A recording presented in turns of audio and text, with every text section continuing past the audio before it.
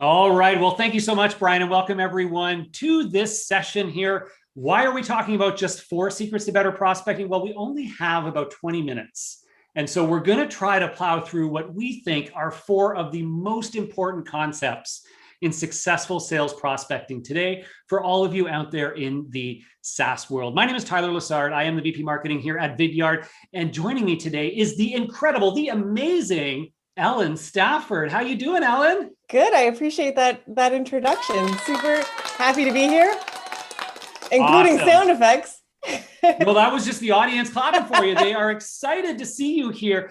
Folks, we are going to talk about our experiences in what's working in today's sales prospecting, both from what we're seeing out there in the community, which we stay close to, as well as what Ellen's own team here at Vidyard is seeing make them successful. Now, as mentioned, drop questions in as we go. Since we have so little time to get through this, we are going to hop right into it. Are you ready, Ellen? I am ready. Let's do it. Fantastic. So as discussed here, we are going to go through 4 specific secrets that by the end of this aren't going to be secrets to you anymore, and you're going to be able to start implementing right away. Now, we're going to start with secret number 1. What could it be, folks? Well, the first secret to successful prospecting in today's world of sales is to stop trying to book meetings. I know it sounds counterintuitive, but as somebody who gets prospected all the time, I hate the sales rep who is constantly trying to book a meeting. Instead, well, Ellen, what do you suggest doing? Create conversations, like leverage interest-based CTAs and not specifically asking for time. That's all it is, folks. It's a simple idea, but so few sellers that I find in today's world take this mentality of your goal is to create a conversation with your prospect. The problem is, I think for a lot of SDR and BDR teams, that they are specifically geared towards and actually measured on the number of meetings booked. So what do they always ask for? Yeah, they're asking for time. Yeah, that's right. Now, you mentioned something there, Ellen, a couple of ideas, interest-based CTAs, which I love. And this is a quick source from our good friend, I believe, over at Gong, I think it is, who had a really interesting report recently that talked about the performance of sales prospecting messages. And they found that those with interest-based CTAs had a higher conversion rate than those specifically asking for a meeting. Do you have any perspective, Ellen, like when we say these things like an interest-based CTA, what are we talking about? What are some examples of that? Using the end of your email to start a conversation versus asking for a specific time. So potentially asking them, is this topic of interest for you? Is this a topic of interest for you? Or is this something top of mind for you? To again, start that conversation. If we go directly to asking for the meeting, you're asking for a really large commitment from that prospect who potentially isn't interested yet about that topic or understands how it will provide value to them.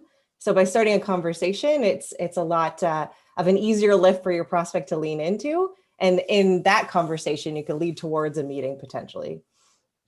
Yeah, I love that. And it sort of ties into the third point on here, which is trying to create an asynchronous dialogue to get started, which I know for a lot of salespeople is hard, right? Because you're like, look, I've got one goal here. I just got to get that meeting booked because then like all the magic's going to happen. But I find time and time again that if folks, they're not going to be necessarily ready to just say, yeah, great, I'm glad you showed up in my inbox. I was waiting for your message all this time. I can't wait to have a meeting with you.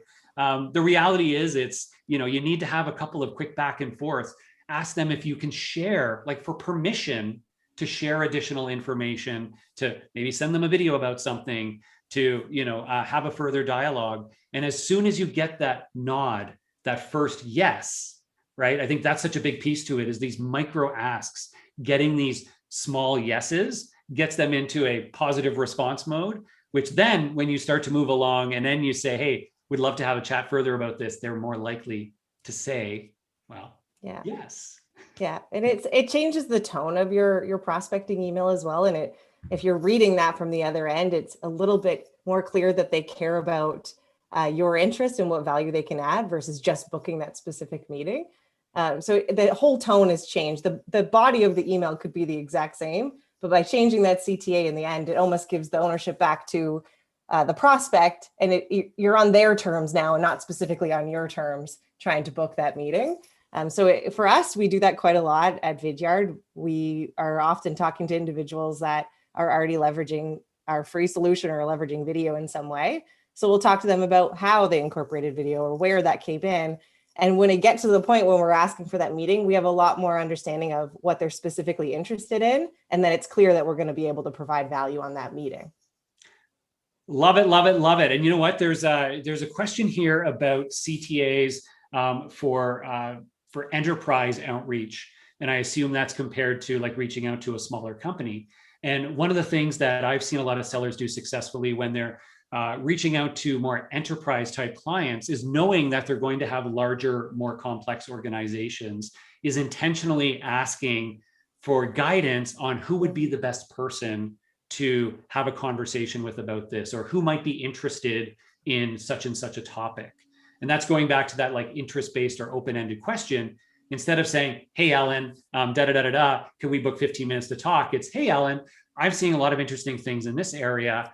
There's a few ways in which people are solving this problem. Who would be the best person in your team to have a conversation with about this? And the easy thing, the nice thing there is it makes it easy on the person that you're reaching out to respond to that in a way like it doesn't feel like you're putting the burden on them. Yeah. I love it. Any other ideas there, or are you going to thumbs up that one? I would thumbs up that. That's absolutely something we do internally as well. Yeah. Brilliant. Brilliant. All right, folks. I love this topic here. I could actually talk about open-ended questions and interest-based CTAs all day long, but we have to move on to secret number 2 in our conversation. So let's see what we've got here. Secret number 2. Ooh, I can't wait for this one. Secret number 2 is play the long game. I know it's tough, but patience is a virtue. And there is so much merit in today's world to being persistent and consistent in your outreach and not thinking that, oh, I've got a 15-day cadence.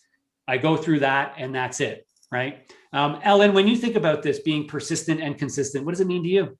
That idea of playing the long game is so important on my team with the SDRs and BDRs that are on my team. You can't just think about your quota today. You have to think about going into each month with a meeting. And even if you're booking those meetings today, if you haven't created enough interest, they're probably not going to convert into pipeline. So you want to make sure that you're consistently reaching out to individuals in a way that's memorable. So when they potentially feel that pain that you can align to and provide value around, they remember that outreach. Maybe they saved your email or they accepted your connection request and they're seeing you provide value consistently over time. It's, again, not just thinking about the short game. How do I get my meetings this week? How do I do that as well as set myself up well for meetings in the future by consistently providing value to my network and my contacts and different things like that? Brilliant. And it really calls out the difference in mindset we need to have when handling inbound leads versus doing outbound prospecting. Because when you're handling inbound leads, the assumption there is somebody has come in showing interest or intent and are raising their hand to get into a conversation. But when you're doing outbound, of course, we all know it's a disruptive motion, right? It's often somebody who hasn't necessarily raised their hand, who may not have shown a great deal of intent yet. And so expecting that they're ready to have a conversation and they have budget ready to make a purchase, of course, we can't do that. And so I know for me, a lot of the purchases that I've made in our own marketing team have come from organizations that, of course, when we first heard about them, we didn't have that pain point. But 6 months later, sometimes 2 years later, when we started to look for a solution in a certain space, you always remember those 2 or 3 people who reached out to you in a great way that provided value that you're going to go back to have that conversation. I know it's hard, but patience can pay off. One of the points to this as well, in addition to being memorable by having a consistent cadence, is also that point of trust, which you touched on, Ellen, of making sure that you're seen as somebody who is helping and serving as opposed to just trying to sell. And that also ties back to that first point of, if you're always just asking for the meeting, you're not going to come across as somebody who's trustworthy and somebody they're going to want to reach back out to at a later time. Do you have some suggestions on that? There's a point here on like the no ask touches being really helpful. What do you see out there in that? It's just critically looking at your messaging and thinking, is this adding value to the person that's receiving it? So in the no ask touch, maybe we're giving tips on how they could use video in our case.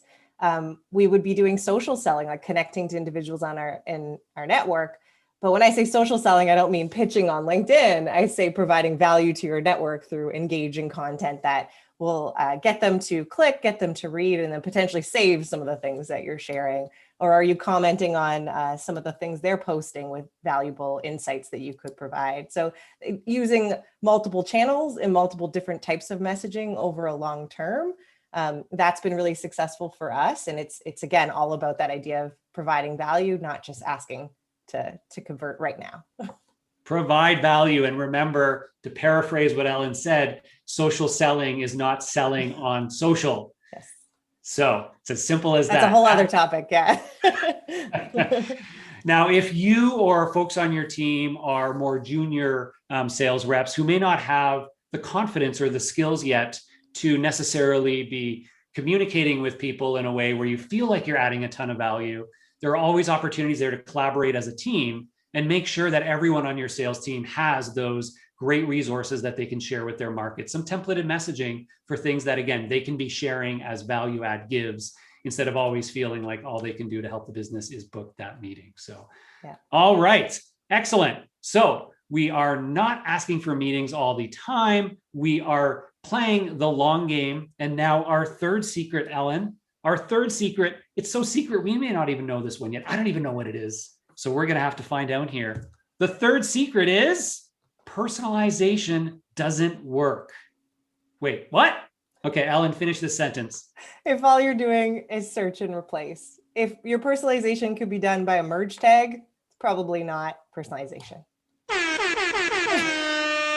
That one gets the air horn. I love that because I think a lot of us think about personalization as basically a series of swaps or merge tags.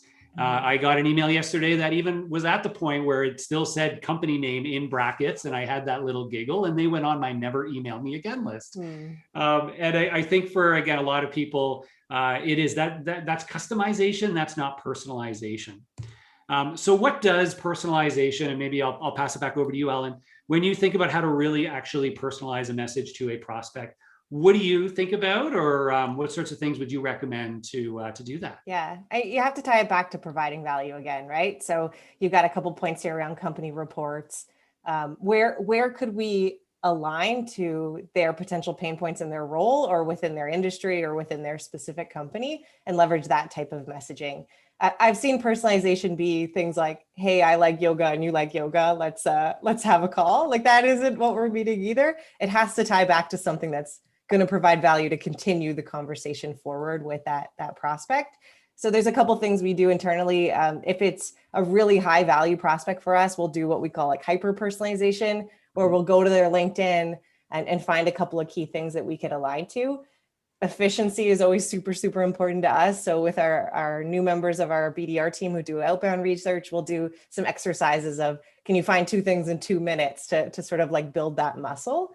And if it isn't maybe a very valuable prospect for us, maybe it could be a good prospect for us, we're not sure, we'll use persona-based personalization, where we're not just putting the title, but we're putting what we understand could be a potential pain point in their role that we could add value to. And that way we can do it a little bit more efficiently based on what we know about that specific persona. So I would suggest sort of splitting out your prospects that way and look for opportunities to add these elements in to ultimately increase your conversion rate.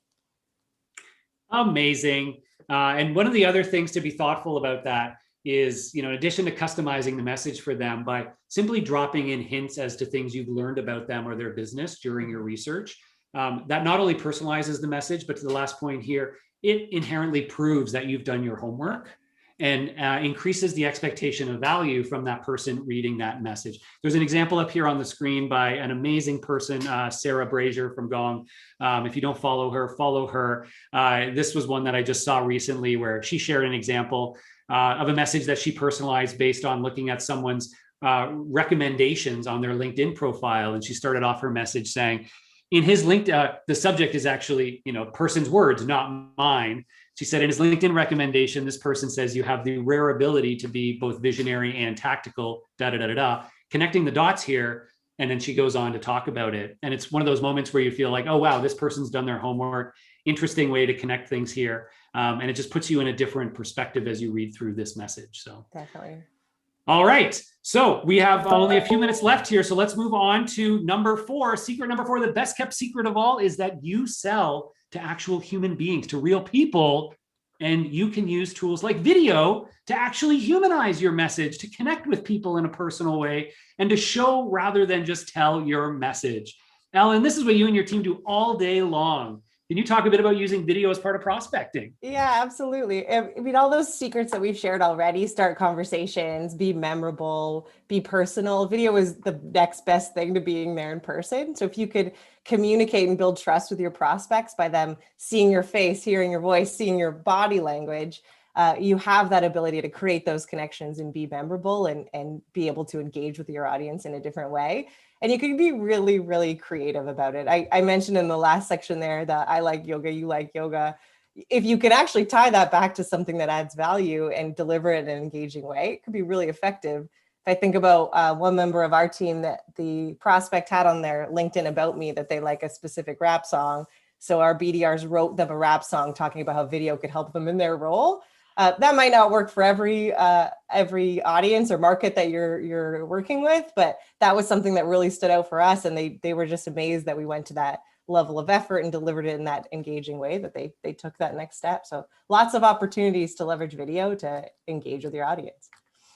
Brilliant. And I think most people just maybe they don't realize or appreciate what can be done here, how simple it can be. The great thing is these days there are tools like the ones at Vidyard that make it easy for you to record, add a video to your email, send it off. Just as easy as typing out an email. It allows you to get personal, allows you to engaging, allows you to stand out in different ways and actually build rapport before they've ever even talked to you. And that can go such a long way. So I'm gonna bring Brian back on here to see. We just got a couple minutes left. If there's any questions from the audience we want to tackle, and while we go over that, we'll mention this as well. But Ellen and I and some other folks from Vidyard are going to be hanging out over in our lounge in our booth area right after this. So if you want to talk more about these prospecting tips, talk more about using video in prospecting, that's our area of expertise. So we'll be over there to talk about that. And if you aren't yet using a tool like a Vidyard to prospect with video, just give it a shot. You can sign up for free at vidyard.com, start recording and sending videos. There's lots of resources on our website to help you learn how to do it. Brian, over to you. Thank you, Tyler. Thank you. Thank you. This has already been an insightful session here. I'm definitely ready for questions. I'll get us kicked off here because this is obviously something that I'm extremely passionate about, which is the prospecting end of life. So let me just get us kicked off. I'm curious, right, for enterprise level prospecting and reaching out and using video via channels, like be it social or be it email, wherever you're going to use it, even mobile these days, right? Like, I think one of the big hangups is how to scale it. Scaling seems to be an issue. Like, oh, I'm second guessing myself. I want to stop. What tips tactically can you add here for this audience in order to really take their enterprise level messaging to the next level? Yeah, I can jump in there, Tyler. What we do for a lot of our enterprise prospects is we'll create account-based videos. Where potentially in our case, we'll walk through what we see on their website of different areas where video can add additional value, convert more people into their funnel. And then we'll send that out to different individuals. And if it's maybe our key contacts, we'll create that personal video to introduce the account-based video, but it'll give us that opportunity to send it wider. And that message is relevant to quite a lot of people within the organization. And then by using a tool like Vidyard, we can see who's leaning in, who's watching that. And then those are probably the people we would follow up with more personal approaches after that. So that's one thing that we've done internally that has really helped us scale to reach a wider audience within an organization and pinpoint who might be those key people that are leaning into our message. Awesome. I'm going to follow that up with just another one right off the bat there. Account-based is very buzzy these days. I think it means a lot to a lot of different people. And when it comes to prospecting, it's something that really matters, especially when you're going after real targeted accounts. So question for you is, how do you make sure that you're doing these best-in-class actions with personalization, but working hand in hand with those different parties? And maybe what are those different parties internally to help enhance that ABM? Yeah, I can jump on this one. I think if to take account-based marketing and selling seriously, it does need to be an aligned effort across both teams and collaborating on what is that outreach strategy across the two teams and how are you working together with similar messaging, with similar calls to action to, again, go after an account in different ways and ensuring that you're helping each other, not hurting each other. Sometimes you'll have sales reps delivering some messages, and then at the same time, they're getting automated emails from marketing, and they're getting ads with different messaging. So just taking that aligned approach to how it is you're going after these key accounts. And then I think there's lots of opportunity to collaborate again between marketing and sales to think about how can we get a little bit more creative with these key accounts with things like direct mail campaigns, customized videos, personalized video messages, and sort of break outside of the box of just the things that scale really easily, like emails and ads. And thinking about those really impactful things that maybe don't scale, but are the things that show that account that you're truly invested in working with them. Amazing. This has been such an insightful session, such high energy, and really appreciate it in that regard. Thank you guys. If you have more questions for Tyler, for Ellen, by all means, you should go and check them out in their Vidyard Lounge, which is absolutely within their sponsored booth on SaaStr Enterprise website. Tyler, Ellen, thank you so much for today. If you are interested and you would like to go and see any of our other sessions that have happened today, by all means, you can see them live on our YouTube channel. We've all had them there all day. You can go and watch any single one, and we'd ask you to go do so. That being said, thank you for joining, and I hope you all have a great rest of your day.